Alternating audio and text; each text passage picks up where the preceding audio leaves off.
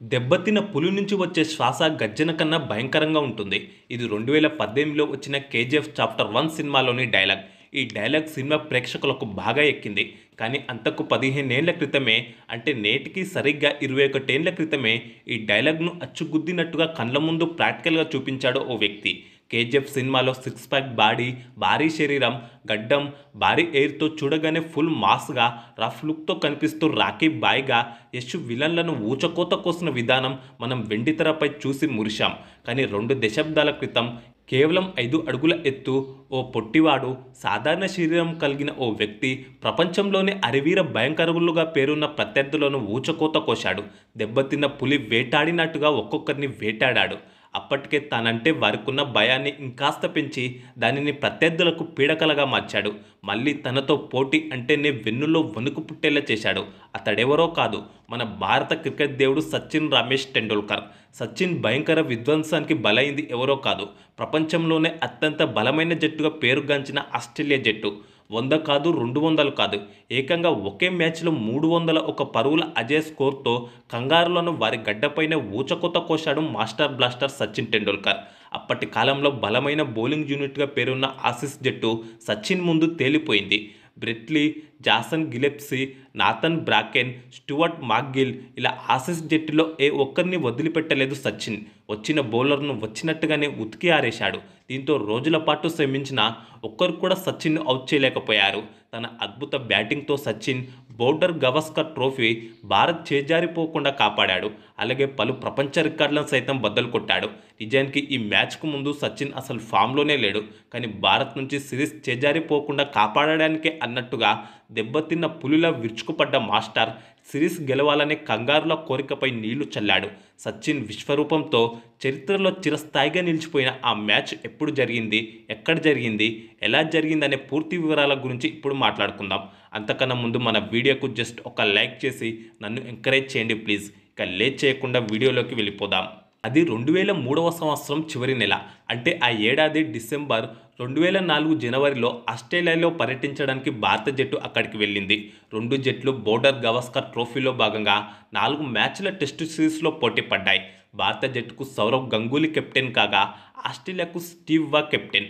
నాటి భారత జట్టులో సచిన్ టెండూల్కర్, సౌరవ్ గంగూలీ, రాహుల్ ద్రావిడ్, వివిఎస్ లక్ష్మణ్, వీరేంద్ర సెహ్వాగ్, అనిల్ కుంబ్లే, ఇర్ఫాన్ పఠాన్, అజిత్ అగర్కర్ వంటి కీలక ఆటగాళ్లు ఉన్నారు. ఆస్ట్రేలియా జట్టులో చూసుకుంటే Adam Gilchrist, Steve Waugh, Ricky Ponting, Brett Lee, Matthew Hayden, Jason Gillespie, Nathan Bracken, Stuart MacGill వంటి కీలక ఆటగాళ్లు ఉన్నారు. హోమ్ గ్రౌండ్ కావడంతో ఆ సిరీస్లో ఆస్ట్రేలియా ఫేవరెట్గా బరిలోకి దిగింది. డిసెంబర్ 4న మొదలైన టెస్ట్ సిరీస్ జనవరి 6న ముగిసింది. డిసెంబర్ 4 నుంచి 7 వరకు బ్రిస్బేన్ వేదికగా జరిగిన తొలి టెస్టు డ్రా కాగా 12 నుంచి 16 మధ్య ఆడిలైడ్ వేదికగా జరిగిన రెండో టెస్టులో భారత జట్టు 4 వికెట్ల తేడాతో విజయం సాధించింది. 26 నుంచి 30 వరకు మెల్బోర్న్ వేదికగా జరిగిన మూడోదైన బాక్సింగ్ డే టెస్టులో ఆసీస్ 9 వికెట్ల తేడాతో గెలిచింది. దీంతో 3 టెస్టులు ముగిసే సమయానికి 2 జట్లు చెరో మ్యాచ్ గెలిచి సిరీస్లో సమంగా నిలిచాయి. చివరిదైన 4వ టెస్టులో గెలిచిన జట్టును సిరీస్ ఓరిస్తుంది. దీంతో చివరి మ్యాచ్పై సర్వత్రా ఉత్కంఠ నెలకొంది. గెలిపే లక్ష్యంగా 2 జట్లు బరిలోకి దిగాయి. చివరిదైన 4వ టెస్ట్ సిడ్నీ వేదికగా జనవరి 2 నుంచి 6 మధ్య జరిగింది. ఆసీస్ గడ్డపై దాదాపు అన్ని పేస్కు అనుకూలించే పిచ్చులే కాగా ఇదొక్కటే కాస్త స్పిన్కు అనుకూలించే పిచ్ కావడం గమనార్హం. అయితే అప్పటి వరకు భారత జట్టులోని అందరూ ఆటగాళ్లు బాగా రాణిస్తున్నప్పటికీ కీలక ఆటగాడైన సచిన్ మాత్రం ఆకట్టుకోలేకపోతున్నాడు. 3 టెస్టుల్లో ఒక్కసారి కూడా 50+ స్కోర్ చేయలేదు. సిరీస్లో అంతకుముందు ఆడిన 5 ఇన్నింగ్స్లో 0, 1, 37, 0, 44 పరుగులు మాత్రమే చేశాడు. ఏకంగా 2 సార్లు డక్అవుట్ అయ్యాడు. 5 ఇన్నింగ్స్లో 16 సగటుతో 82 పరుగులు మాత్రమే చేశాడు. ముఖ్యంగా ఆఫ్ స్టంప్ ఆవలగా వచ్చే బంతులను ఎదుర్కొనే క్రమంలో ఎక్కువగా అవుట్ అయ్యాడు. దీంతో కీలకమైన 4వ టెస్టుకు ముందు సచిన్ ఫామ్ భారత జట్టుకు ఆందోళనకరంగా మారింది. దీంతో చివరి టెస్టులో ఎలాగైనా రాణించాలని పట్టుదలగా పట్టిన సచిన్ అప్పటి వరకు తనను ఇబ్బంది పెడుతున్న ఆఫ్ స్టంప్ ఆవల బంతులను ఆడకుండా వదిలేయాలని నిర్ణయించుకున్నాడు. అంతా ఎదురు చూస్తున్న సమయం ఇక రానే వచ్చింది. బోర్డర్ గవాస్కర్ ఫలితాన్ని తేల్చే 4వ టెస్ట్ మ్యాచ్ సిడ్నీ వేదికగా 2004 జనవరి 2 నుంచి ప్రారంభమైంది. భారత జట్టు ముందుగా బ్యాటింగ్ చేసింది. మొదటి ఇన్నింగ్స్లో భారత జట్టుకు ఓపెనర్లు వీరేంద్ర సెహ్వాగ్, ఆకాష్ చోప్రా అద్భుత ఆరంభాన్నిచ్చారు. తొలి వికెట్కు సెంచరీ భాగస్వామ్యాన్ని నెలకొల్పారు. ఈ క్రమంలో ఢిల్లీ డైనమైట్ సెహ్వాగ్ హాఫ్ సెంచరీతో చెలరేగాడు. 10 4లు ఒక 6తో 115 బంతుల్లో 72 పరుగులు చేశాడు. ఈ భాగస్వామ్యాన్ని 40వ ఓవర్ మొదటి బంతికి Aussies pacer Jason Gillespie break చేశాడు. జాసన్ గిల్లెస్పీ బౌలింగ్లో వికెట్ కీపర్ గిల్క్రిస్ట్కు క్యాచ్ ఇచ్చి సెహ్వాగ్ అవుట్ అయ్యాడు. దీంతో 123 పరుగుల వద్ద భారత జట్టు తొలి వికెట్ కోల్పోయింది. ఆ కాసేపటికే 5 4లతో 139 బంతుల్లో 45 పరుగులు చేసిన మరో ఓపెనర్ ఆకాష్ చోప్రాను బ్రెట్లీ క్లీన్ బౌల్డ్ చేశాడు. దీంతో 128 పరుగులకు టీమిండియా ఓపెనర్ల వికెట్లు కోల్పోయింది. సరిగ్గా అప్పుడే భారత క్రికెట్ దేవుడు సచిన్ టెండూల్కర్ క్రీజులోకి వచ్చాడు. దెబ్బతిన్న పులిలా కంగారులపై విరుచుకుపడ్డాడు. రాహుల్ ద్రావిడ్తో కలిసి 4వ వికెట్కు 66 పరుగుల భాగస్వామ్యాన్ని నెలకొల్పాడు. అయితే మరోసారి చెలరైన జాసన్ గిల్లెస్పీ 67వ ఓవర్లో ద్రావిడ్ను లెగ్ బైస్లో వచ్చేశాడు. దీంతో 194 పరుగులకు టీమిండియా 3 వికెట్లు కోల్పోయింది. 82 బంతులు ఎదుర్కొన్న ద్రావిడ్ 7 4లతో 38 పరుగులు చేశాడు. ఇక అప్పుడే అసలు ఆట ప్రారంభమైంది. తెలుగు ఆటగాడు వివిఎస్ లక్ష్మణ్తో కలిసి సచిన్ టెండూల్కర్ విశ్వరూపం చూపించాడు. ఫామ్లోకి రావడంతో పాటు ఆస్ట్రేలియా బౌలర్లను ఒక్కొక్కరిగా వేటాడుతూ ఊచకోత కోశాడు. తానేమైనా తక్కువ అన్నట్టుగా సచిన్కు తోడుగా లక్ష్మణ్ కూడా రెచ్చిపోయాడు. దీంతో తొలి రోజు ఆట ముగిసే సమయానికి కంగారులకు మరో వికెట్ దక్కలేదు. తొలి రోజు సచిన్ లక్ష్మణ్ కలిసి అజేయంగా 4వ వికెట్కు 90 పరుగులు జోడించారు. ఈ క్రమంలో ఈ సిరీస్లో సచిన్ తన తొలి హాఫ్ సెంచరీని కూడా పూర్తి చేసుకున్నాడు. దీంతో తొలి రోజు ఆట ముగిసే సమయానికి భారత జట్టు 3 వికెట్ల నష్టానికి 284 పరుగులు చేసింది. క్రీజ్లో 73 పరుగులతో సచిన్, 29 పరుగులతో లక్ష్మణ్ ఉన్నారు. ఇక రెండో రోజు ఆటలో ఈ జోడీ మరింత రెచ్చిపోయింది. సచిన్ విశ్వరూపానికి లక్ష్మణ్ కూడా తోడయ్యాడు. ఈ క్రమంలో లక్ష్మణ్ కూడా హాఫ్ సెంచరీని పూర్తి చేసుకున్నాడు. ఆ తర్వాత సచిన్, లక్ష్మణ్ ఇద్దరూ కూడా సెంచరీలు బాధేశారు. దీంతో వీరి భాగస్వామ్యం 200 దాటింది. ఈ జోడీ అంతటితో ఆగలేదు. సెంచరీల తర్వాత మరింత రెచ్చిపోయింది.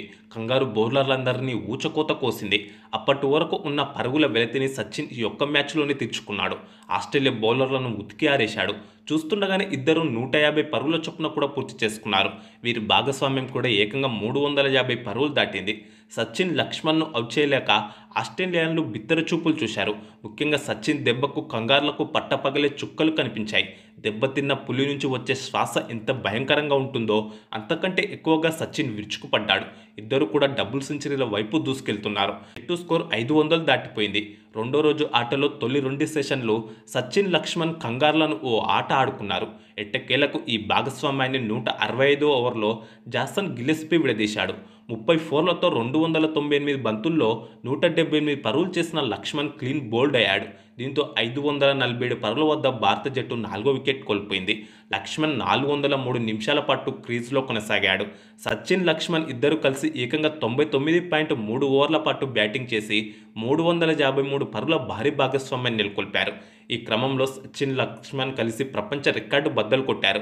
భారత్ తరఫున టెస్టుల్లో 4వ వికెట్కు అత్యధిక భాగస్వామ్యం నెలకొల్పిన జోడీగా నిలిచారు. ఈ క్రమంలో సచిన్, గంగూలీ పేరిట ఉన్న 281 పరుగుల భాగస్వామ్యం రికార్డు బద్దలైంది. లక్ష్మణ్ అవుట్ అయినప్పటికీ సచిన్ ఏమాత్రం తగ్గలేదు. మరింతగా రెచ్చిపోయి బ్యాటింగ్ చేశాడు. వేగంగా ఆడే క్రమంలో గంగూలీ 16 పరుగులకే అవుట్ అయినప్పటికీ పార్థివ్ పటేల్తో కలిసి సచిన్ విశ్వరూపం చూపించాడు. సచిన్, పార్థివ్ పటేల్ కలిసి వన్డే స్టైల్ బ్యాటింగ్తో రెచ్చిపోయారు. ఈ క్రమంలో సచిన్ టెండూల్కర్ ఏకంగా డబుల్ సెంచరీని పూర్తి చేసుకున్నాడు. 29 4ల సాయంతో 395 బంతుల్లో సచిన్ డబుల్ సెంచరీని పూర్తి చేసుకున్నాడు. దీంతో క్రికెట్ ప్రపంచం మొత్తం సచిన్ నామజపంతో మారుమోగిపోయింది. డబుల్ సెంచరీ అనంతరం సచిన్ మరింత దూకుడు పెంచాడు. వన్డే స్టైల్ బ్యాటింగ్తో రెచ్చిపోయాడు. దీంతో భారత జట్టు రెండో రోజు ఆట ముగిసే సమయానికి 5 వికెట్ల నష్టానికి 650 పరుగులు చేసింది. క్రీజ్లో 220 పరుగులతో సచిన్, 45 పరుగులతో పార్థివ్ పటేల్ ఉన్నారు. మూడో రోజు ఆటలో 90 ఓవర్లలోనే భారత జట్టు 366 పరుగులు చేసింది. 2 వికెట్లు మాత్రమే కోల్పోయింది. ఇక మూడో రోజు ఆటలో సచిన్ మరింత రెచ్చిపోయి బ్యాటింగ్ చేశాడు. వన్డే స్టైల్లో బ్యాటింగ్ చేసిన పార్థివ్ పటేల్ కూడా హాఫ్ సెంచరీని పూర్తి చేసుకున్నాడు.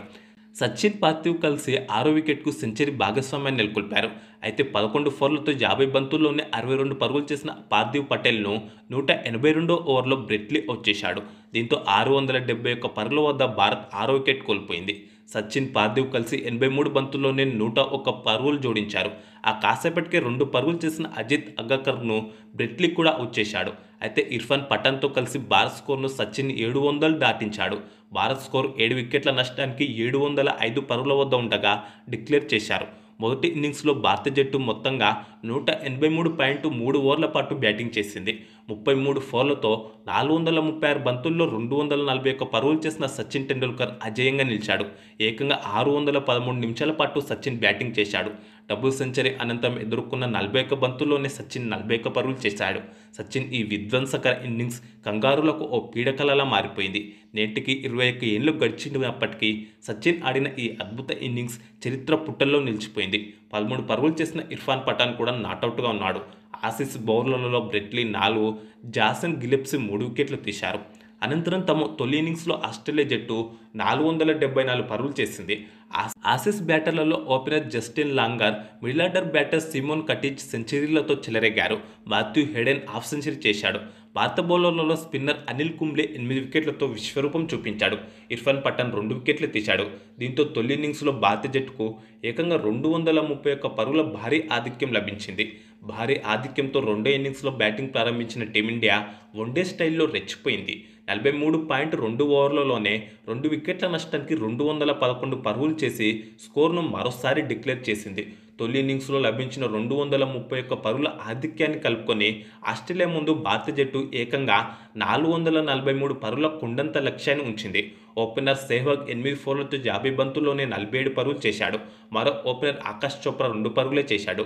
73 పరుగులకు భారత ఓపెనర్ల వికెట్లు కోల్పోయింది. అనంతరం సచిన్ టెండూల్కర్, రాహుల్ ద్రావిడ్ కలిసి చెలరేగారు. మూడో వికెట్కు అజేయంగా 162 బంతుల్లోనే 128 పరుగులు జోడించారు.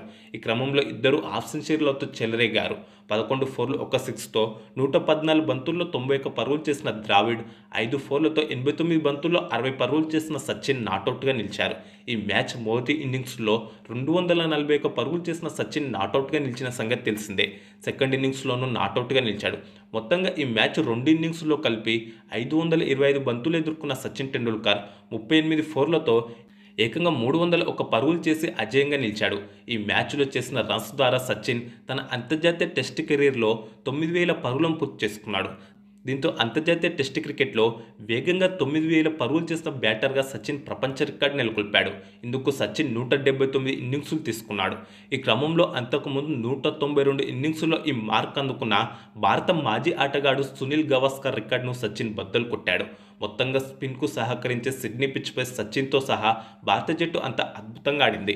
అనంతరం 443 పరుగుల కొండంత లక్ష్యంతో బరిలోకి దిగిన ఆతిథ్య ఆస్ట్రేలియా జట్టు 5 రోజుల పూర్తి ఆట ముగిసే సమయానికి సెకండ్ ఇన్నింగ్స్లో 6 వికెట్ల నష్టానికి 357 పరుగులు చేసింది.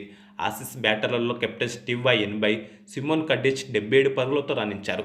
స్పిన్కు సహకరించే సిడ్నీ పిచ్పై మరోసారి చెలరేగిన స్పిన్నర్ అనిల్ కుంబ్లే సెకండ్ ఇన్నింగ్స్లో 4 వికెట్లు తీశాడు. మొత్తంగా 2 ఇన్నింగ్స్లో కలిసి కుంబ్లే ఏకంగా 12 వికెట్లు తీశాడు. ఇర్ఫాన్ పఠాన్, మురళీ కార్తిక్ చెరో వికెట్ తీశారు. అయితే ఆసీస్ ఆల్అవుట్ కాకపోవడం, 5 రోజుల పూర్తి ఆట అయిపోవడంతో మ్యాచ్ డ్రాగా ముగిసింది. సిరీస్ 1-1తో సమం అయింది. దీంతో బోర్డర్ గవాస్కర్ ట్రోఫీని 2 జట్లు పంచుకున్నాయి. మొత్తంగా ఆసీస్ను వారి సొంత గడ్డపైనే వణికించిన భారత్ ట్రోఫీని కాపాడుకుంది. ఆసీస్ వశం కాకుండా అడ్డుకుంది. సచిన్ టెండూల్కర్కు player of the match award దక్కగా Rahul Dravid player of the series award గెలుచుకున్నాడు. సచిన్ కెరీర్లోని టాప్ ఇన్నింగ్స్లో ఒకటిగా ఈ మ్యాచ్ కూడా నిలిచిపోయింది. అలాగే ఈ మ్యాచ్ మొత్తంలో 2 జట్లు కలిపి ఏకంగా 1747 పరుగులు చేశాయి. దీంతో 2 జట్ల పోటీలో అత్యధిక పరుగులు నమోదైన మ్యాచ్గా కూడా ఇది నిలిచిపోయింది. ఇది సచిన్ 301 పరుగులతో విధ్వంసం సృష్టించిన మ్యాచ్ గురించిన పూర్తి వివరాలు. ఇక ఈ వీడియో మీకు నచ్చితే జస్ట్ ఒక లైక్ చేసి కామెంట్ చేయండి. అలాగే ఇలాంటి మరిన్ని ఇంట్రెస్టింగ్ క్రికెట్ న్యూస్ కోసం మన ఛానల్ను తప్పకుండా సబ్స్క్రైబ్ చేసుకోండి.